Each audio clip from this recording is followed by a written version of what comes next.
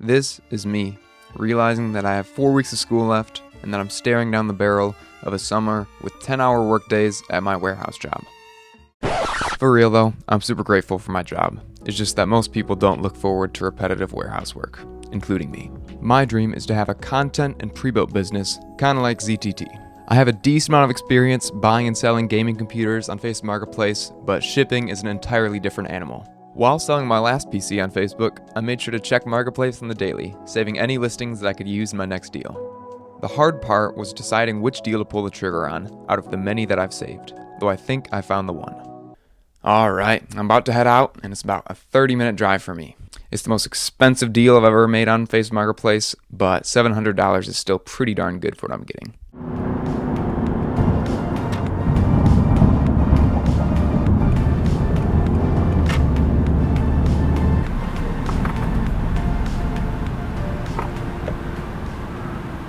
Alright, it was a good 20-30 minute drive for me, but I came a little bit early, so now it's just a stakeout. So we will see, if he shows up or not. I got the PC and the exchange went flawlessly. Super nice guy, but I got it right here. It's actually kind of funny, he left his a mouse or keyboard dongle in there, but I got that back to him. But no, got to go home and test it, and hopefully there are no issues. I've gotten home now and unboxed the PC, and it looks super sweet. It definitely has a different aesthetic compared to my personal rig right here, but I love them both and they both look amazing. Though this system doesn't have a dedicated graphics card, it still has integrated graphics, which has allowed me to test it and prove that it works flawlessly. I have ordered a graphics card on Facebook Marketplace, but while waiting for it to ship, I'm going to take this apart and rebuild it. This is for a few reasons. There's a few things I want to change, like cable runs, things I want to double check, make sure everything's seated well and installed correctly. But my biggest reason is that I love building gaming computers. I want to take every opportunity that I have to build a new system. After I've taken apart this rig, I've realized more and more that the original builder knew exactly what he was doing when he made this part list. Not only are the specs nice, but he stayed very loyal to his color scheme. The AIO, power supply, memory kit, motherboard, and case all have combinations of gray, silver, and white. But enough of talking about the build, let's actually get into it. First, we're going to install our Ryzen 5 9600X. For $180, you're getting a fast, new, and efficient chip. Many people believe that they need to buy a $400 X3D processor for their 1440p or 4K gaming PC. What they don't realize is that the higher the monitor resolution, the less impact that a CPU has on gaming performance. In many, if not most gaming scenarios, a Ryzen 9600X is going to perform within a few percent of a Ryzen 9800 X3D. Next up, we have our RAM kit. This is a 32GB Corsair RGB kit. Though I'd usually aim for a DDR5 6000 kit with a cast latency of CL30, DDR5 is DDR5, and at this point, I'll take CL36. And lastly, I'll be installing our Samsung 990 EVO Plus drive. Though it's only a terabyte, hopefully prices will be good enough in a few years to upgrade.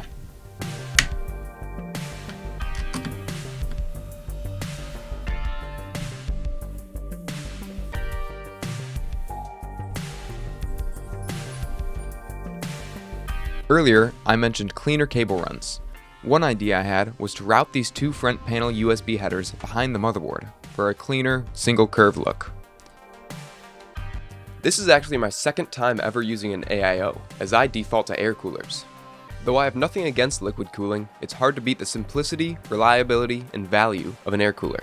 At the same time, AIOs dominate when it comes to performance, noise, and aesthetics. I'm a big fan of Thermalright and how good their coolers are for such low prices. I'm personally rocking a Thermalright Phantom Spirit 120 SE, which competes with a Noctua NH-D15 for about a third of the price. Next up, I have to install our power supply. This ASRock Steel Legend 850 watt is one of my favorite options on the market. It's priced solidly, looks clean, is rated A on the PSU tier list, and it's even modular.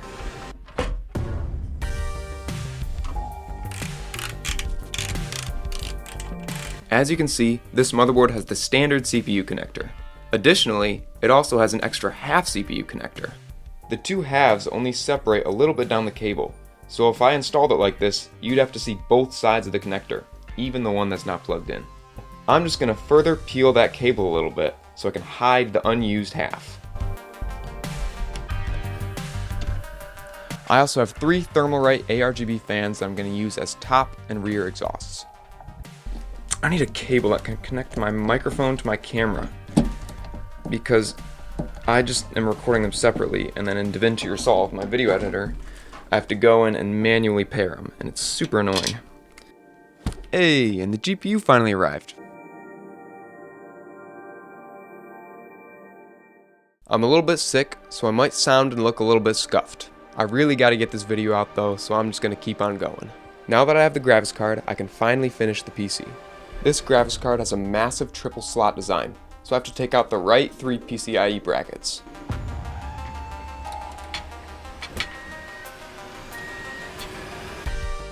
The graphics card I went for is the Radeon 7700 XT.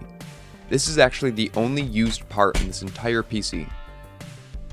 Though being 1 generation older, the Radeon 7700 XT nearly matches the 9070 XT 16GB in 1080p and 1440p gaming performance. This model specifically is the Sapphire Nitro Plus variant. It's easily the most premium and high-end model out of the entire 7700 XT lineup.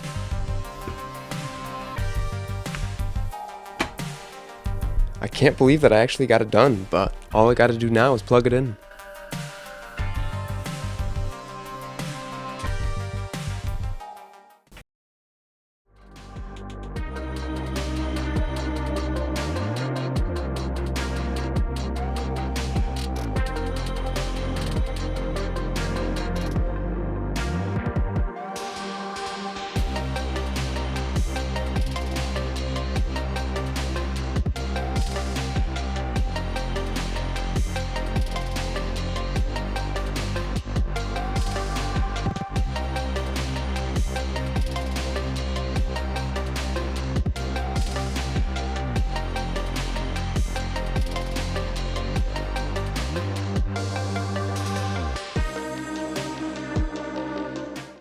Now, let's talk about pricing.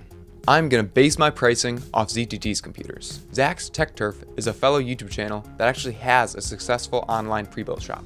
Since Zach's channel is much larger than mine, I'm actually going to deduct $100 from my build because of his higher creator tax. I'm specifically going to be comparing my computer to an equivalent on ZTT's shop, which has nearly identical specs and performance. One major difference in the similar computers that we're selling is the graphics card.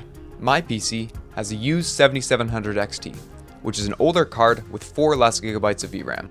Even though the 7700 XT should perform the same or greater in 1440p compared to the 9060 XT, I'm still going to deduct $100 for it being an older used graphics card. So with ZTT's rig being at $1,800, and with my 2 $100 deductions, I'm going to start my rig at $1,600. I think that this is pretty fair, given that my build has some nice premiums. It has a beautiful white and RGB look, has an AIO, and it also has a nice beefy GPU cooler. Feel free to destroy me in the comments, but I think it's pretty fair. But anyway, thanks for watching and have a good night.